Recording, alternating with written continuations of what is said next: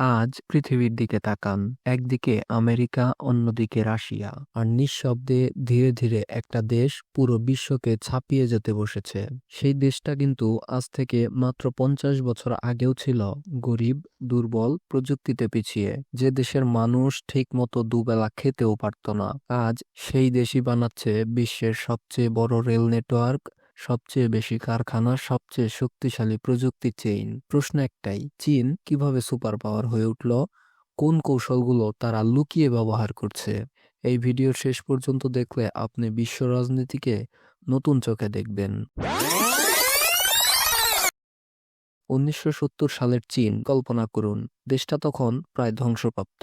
গড় আয় ছিল $200-এরও কম। কৃষি নির্ভর, দুর্ভিক্ষে লাখো মানুষের মৃত্যু। বিশ্ব রাজনীতিতে কোনো গুরুত্বই ছিল না। তখন অনেকেই ভাবত চীন কখনোই ঘুরে দাঁড়াতে পারবে না। কিন্তু